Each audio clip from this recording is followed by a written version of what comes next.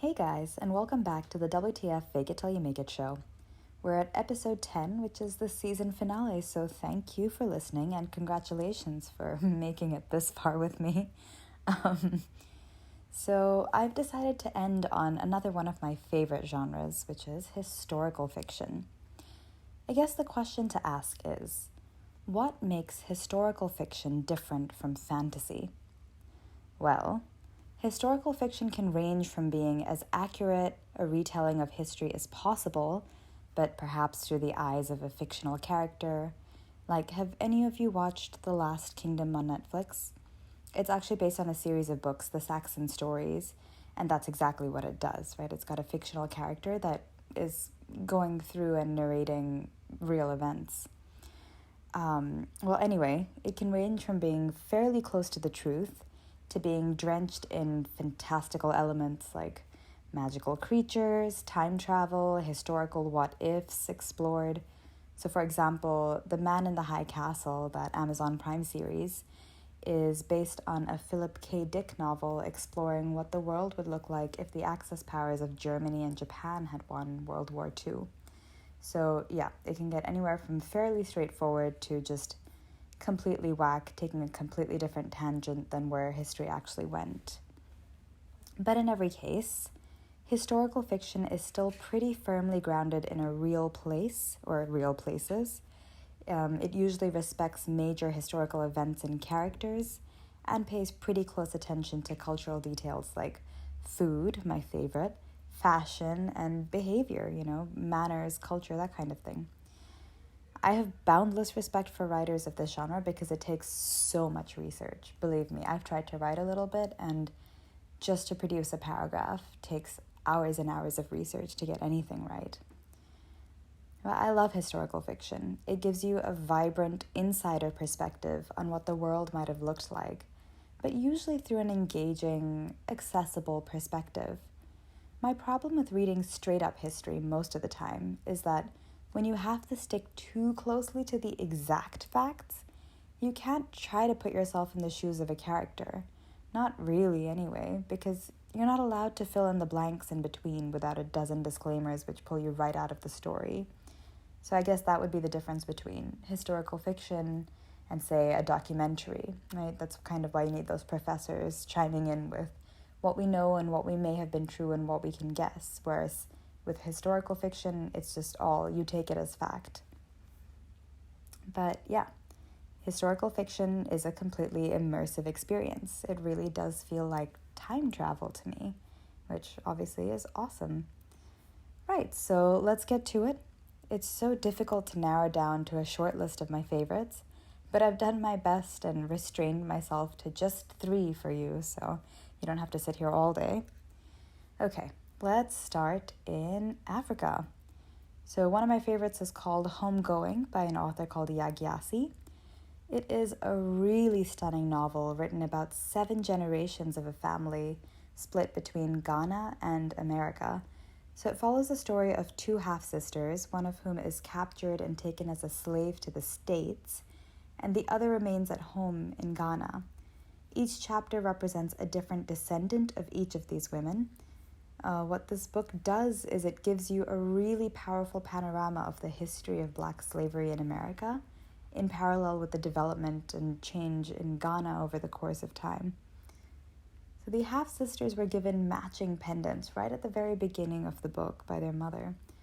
The one who is enslaved loses hers fairly early on, actually, whereas the one who remains in the Asante Empire, so in Ghana, keeps hers and hands it down to her descendants.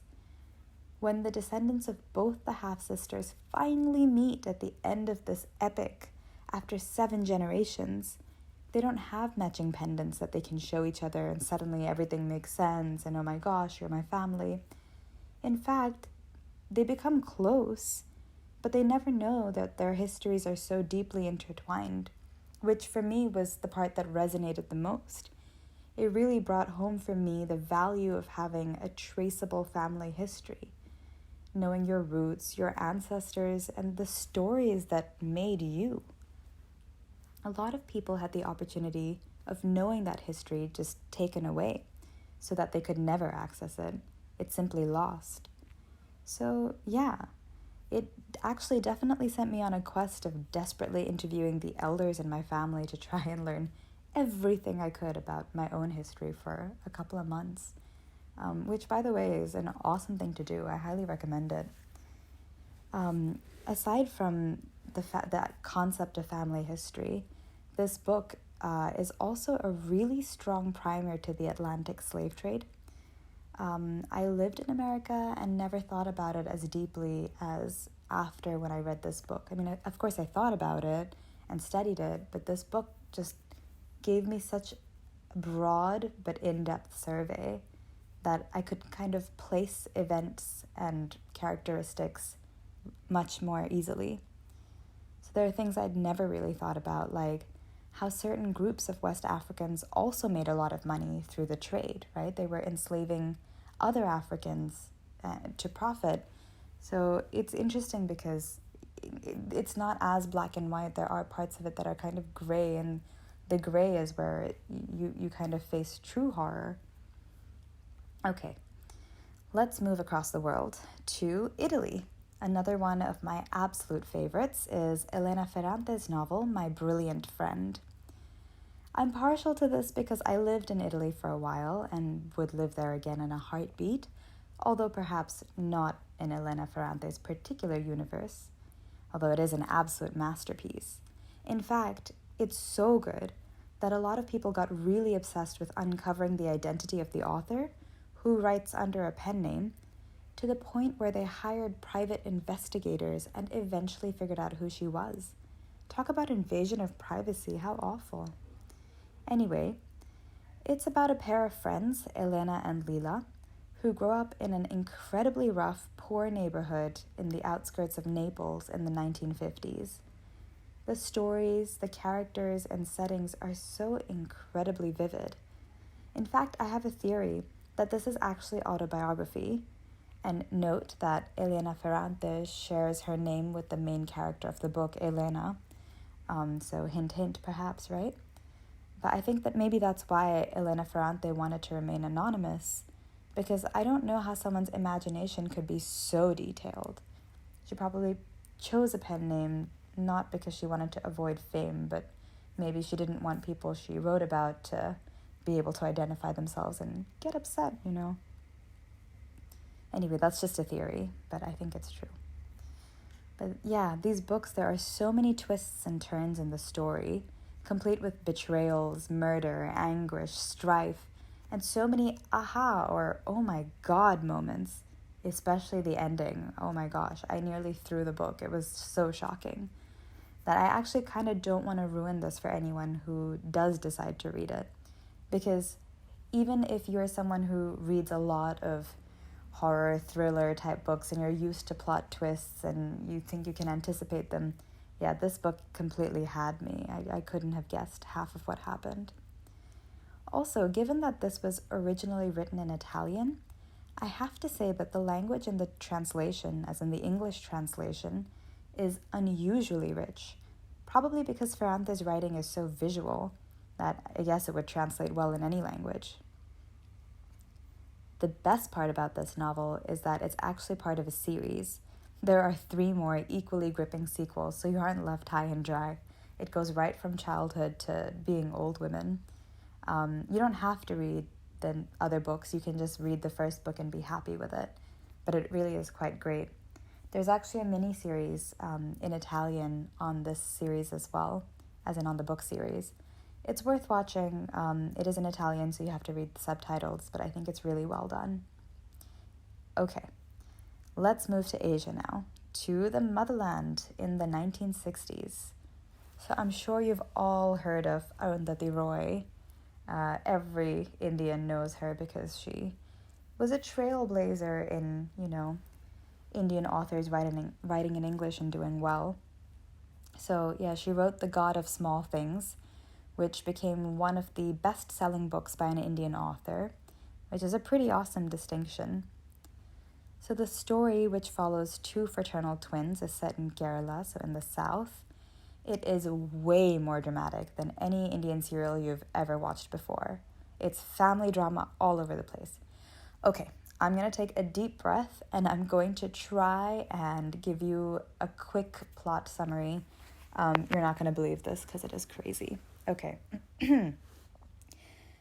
So the mom leaves the dad because he's an alcoholic and tries to pimp her out to his boss.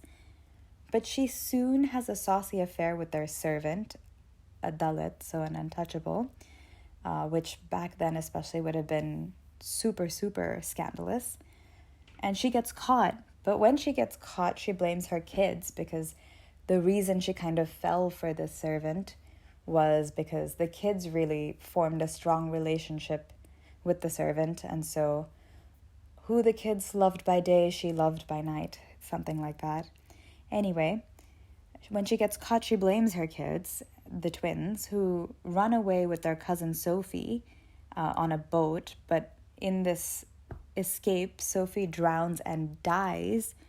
And the twins who come back home, completely horrified, are manipulated by their evil great aunt to implicate the servant, who is beaten to death. But then the truth kind of comes out anyway, and the twins are sort of split up, and they are both miserable. And then when they finally reunite many years later, they sleep together, and that's kind of the end. So you think Game of Thrones is saucy and crazy? Yeah, this is much worse, because not only is it saucy and crazy, but the setting is so realistic and the characters are so realistic that you can believe this one, right? You can definitely believe this story. And that's not even all the drama. I think I must have missed at least half of it. So yeah, if you're looking for something fairly short and very, very spicy, then this one's for you. The best part is that the title makes it sound more like a prayer book than what I just described. Okay, on that note, I'm going to leave you with the historical fiction recommendations right there, and I guess wrap up this show. So, together we've traversed through myths and legends and folktales, through history and hilarity. We've explored the origins of great literature, as well as the bottom-of-the-barrel type of literature that has still managed to find popularity. Twilight, I am talking about you. Anyway, we've looked at the tragedy of when books bleed into reality and inspire crime, and when books are considered so criminal to begin with that they're banned from the get-go. But I hope you've enjoyed this overview of literary highlights and that it's given you enough to at least make sparkling conversation, which we all aspire towards. Certainly I do.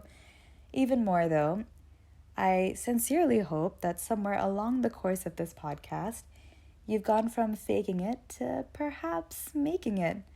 If anyone reads a book because of this podcast, I will consider myself a success for the rest of my life. So if you do, then do let me know so you can make me happy.